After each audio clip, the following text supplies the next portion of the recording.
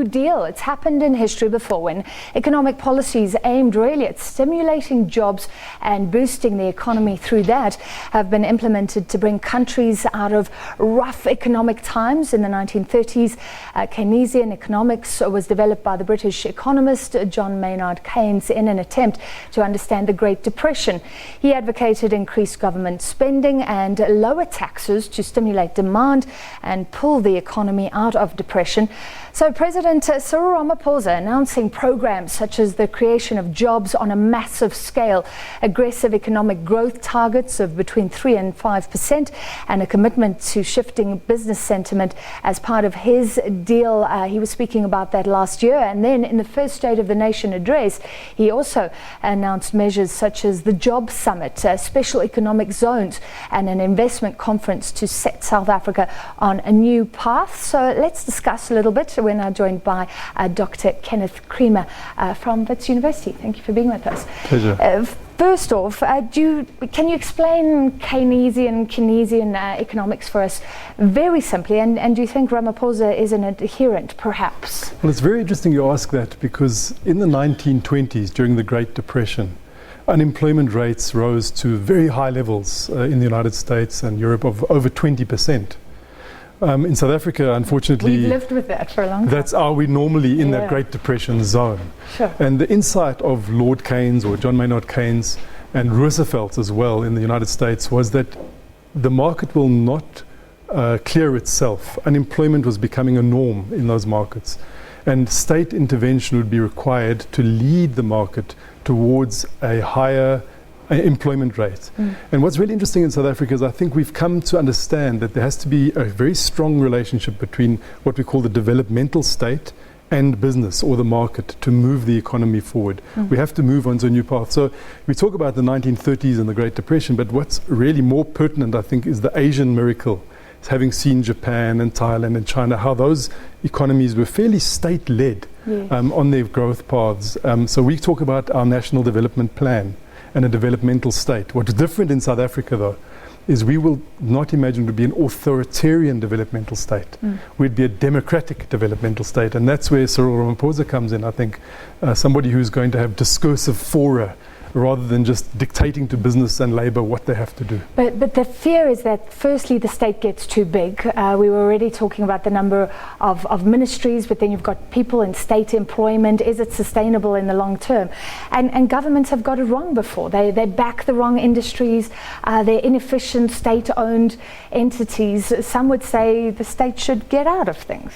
It's very true. If you look at, I'm not advertising much, when you look at the condition of our state-owned enterprises at this point in our economy, our delivery of health services, public education, there is much to be improved. But the challenge would be to strengthen and improve the operation of our state. I think to write the state off now would be to leave our economy with very high levels of inequality, to give up on the project of growth, job creation, transformation. So we need to rebuild the state, make sure it is capable, staffed by competent people, that it's not bloated, that there is good governance, that there isn't corruption. And all of those are the promises which underpin the idea of a New Deal or a recovery program for South Africa. If he was a real Keynesian, then you're talking about lowering taxes, maybe lowering interest rates, I think, but we're not going to go in that extreme direction. Do you agree? Well, it would be nice if we could have lower taxes tomorrow. Unfortunately, it's but we're looking at going up, so we're accepting that we can't take on too much debt, I guess. It's a bit of a perfect storm at the moment, where we have a very high and rising debt. If you look at South Africa's debt level, moving towards between 50 and 60% of the GDP, it may not be the highest in the world, but it's accelerating more rapidly than almost any other country in the world. So something has to be done to avoid a debt trap. And two things are being done. The one thing is to reduce expenditure. Ideally, we're going to hear that in the budget.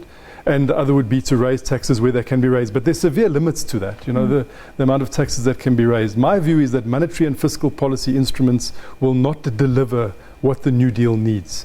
We need a huge boost of confidence in this economy, because aggregate demand is driven by government expenditure as well as investment. So if you can't get it out of low interest rates and government expenditure because they are reaching their limits, then you need to have a series of investment summits and such, where you give confidence to the mining sector, the manufacturing sector, the agricultural sector, that we will have a profitable future if you invest. And that would be the way to lead could a it. job summit and an investment summit be helpful? Because a lot of people say, as South Africans, we sit and have summits and we talk a lot, and it's more about the implementation now.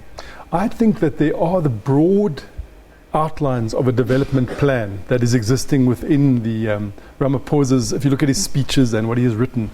But I do think that there needs to be quite a detailed discussion to bring the parties together. There's a lot of, the last few years, we have been in policy drift. There's been very few policy initiatives that have been serious, useful, transformative.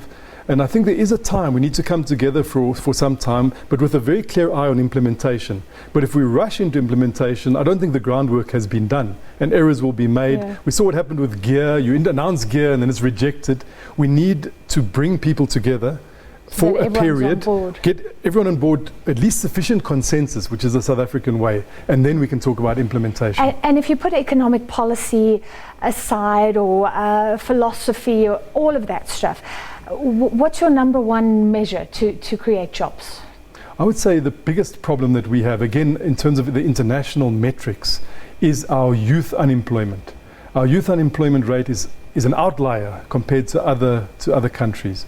So we need to make sure that young people are getting access to the right skills at a basic training level, literacy skills, training, higher education training, fourth industrial revolution type skills, so that they can find a place, either as entrepreneurs or as active participants. That would be the key for me. And what about getting companies involved? So the state leads perhaps, but is there a huge scope for companies to even lead? They often saying that the skills don't match what we need, working with government. That's my point. That's why dialogue is necessary. We cannot sit in our silos and in our loggers saying government's doing it wrong, business is doing it wrong, we should be leading. Government needs to know what skills are required. Business needs to know what's from business. Business needs to be asserting what is needed, and they need to be putting money into that. At the moment, our investment levels, our investor confidence levels are very low.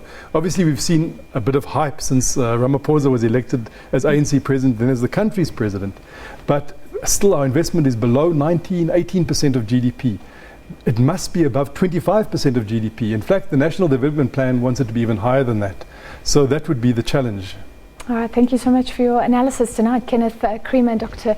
Creamer from the School of Economics and Business Sciences at Wits. Thank you for being with us. That brings us to the end of Prime